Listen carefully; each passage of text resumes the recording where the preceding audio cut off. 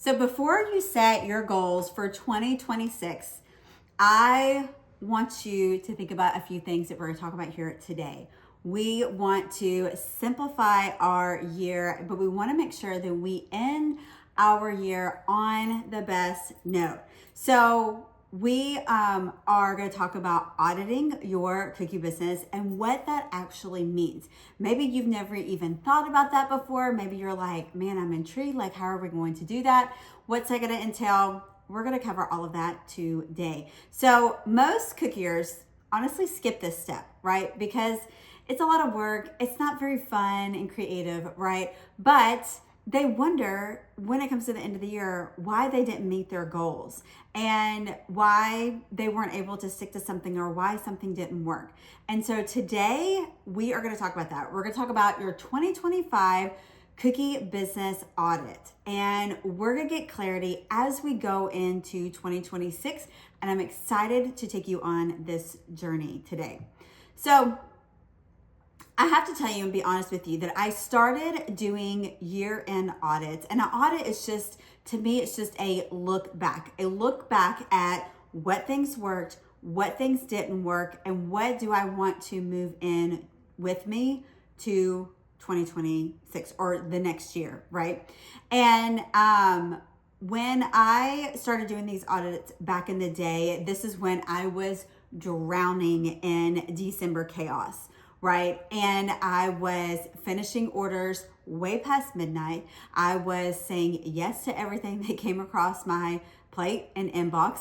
And I was just kind of praying and hoping that next year, the next year would be better. And so I want to tell you the truth. Nothing magical changed until I slowed down and I really sat with my numbers, I studied them, and I actually looked at what was working and what wasn't working. So every December, I review my income, I look over my expenses, I'm looking over at the systems that I'm using, and what are the offers that I have for my community, and even I'm looking at my own stress level. What is my stress level? Is this good? Is this manageable? Is this like, hey, something's got to change?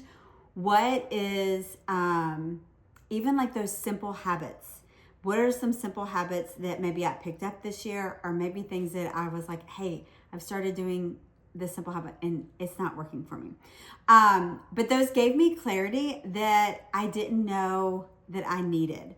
And I finally could see some patterns of what offers were actually profitable in my business, what ones totally drained me and didn't serve me well, which of my marketing efforts, maybe that was an email campaign or maybe that was social media, where something that actually brought in people, or maybe it just didn't work. And a lot of it was where I was wasting time and wasting money. Again, if you don't know those numbers, you can't make those decisions for your business and better your business. So that audit became this foundation for all of the breakthroughs that I was going to have for the next year. And I knew that I had to go through that. It's like you have to go through that pain in order to get that clarity and to be able to see and be able to plan for the next year. So I teach the same process inside of Next Level Cookie Club, inside our Cookie Business Hub.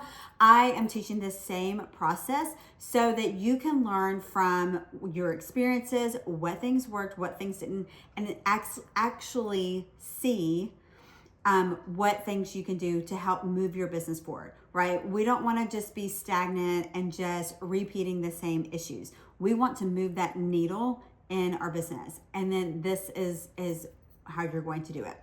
So let's walk through some exact things that I want you to look at inside of your cookie business audit. So number one is your income. Sorry for the dog barking. And I want you to pull your numbers. I know it's not the fun and sexy thing to do. I totally get it, but I don't want you to guess. I don't want you to just like pull a number out of the sky. Where is your money actually coming from? What offers? Was it from classes? Was it a specific pre-sale? Maybe it was a special that you ran over the summer. What is it? Is it all of your custom orders? Is that where most of your income is coming from? I want you to be able to chart it and to tell me, if I was to come to you and say, Summer, where is most of your revenue coming from? You're able to tell me it's coming mostly from my holiday pre-sales, or it's coming mostly from my cookie classes.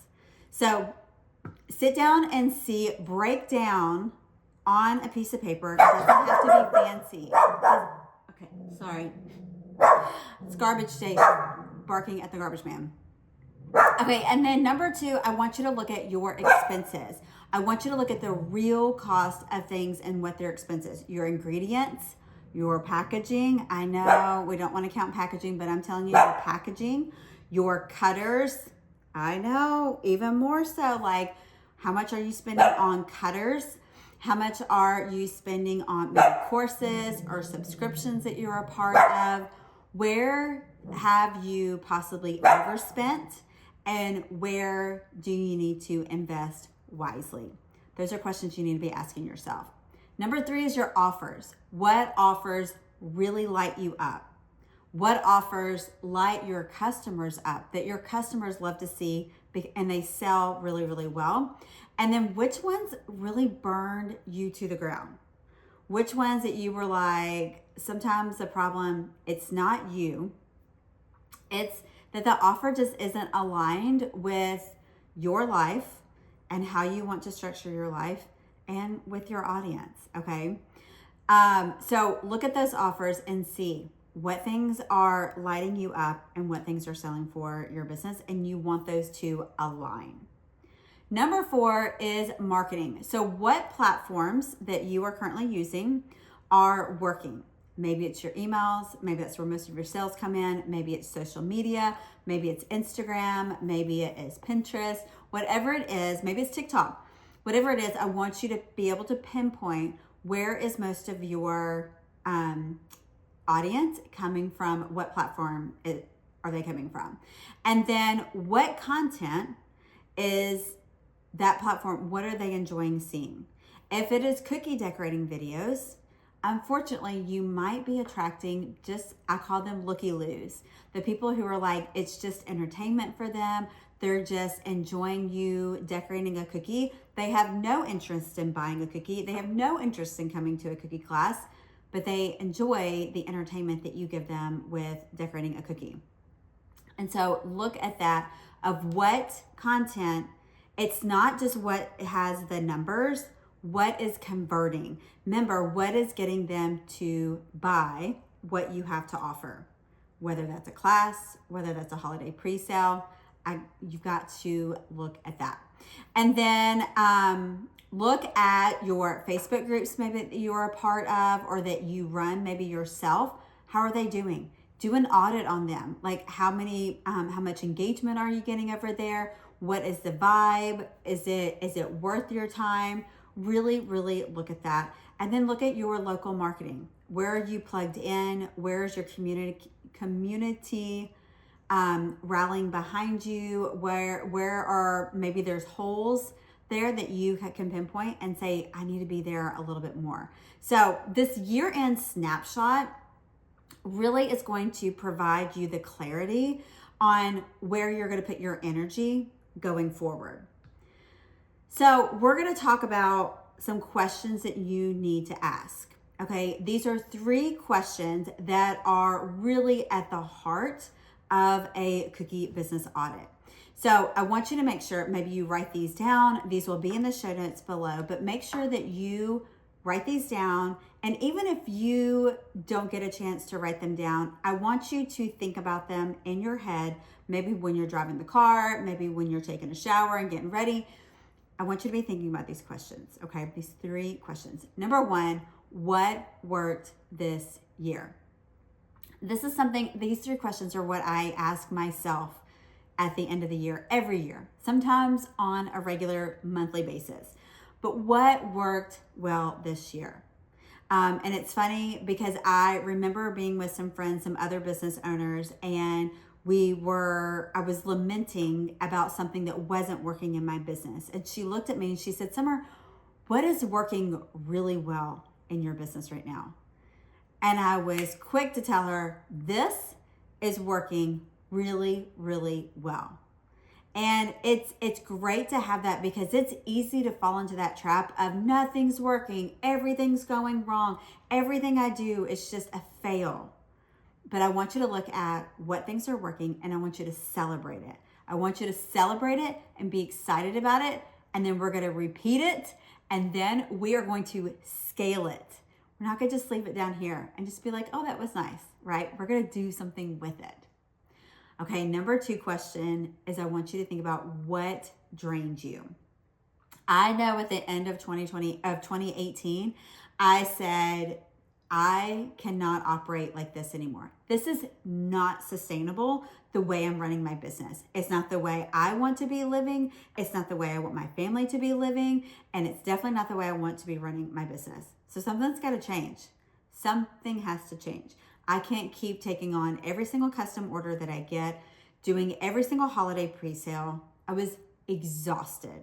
And I was like, something has to change. And I knew that those things were draining me, and I didn't necessarily want to get rid of them. We just had to make some adjustments. We had to make some major adjustments. So maybe it's stress. Maybe it's you aren't getting enough sleep. Maybe it is those late nights. That's what it was for me. I was like, I can't keep doing these like late nights, 2 a.m., going to bed that late.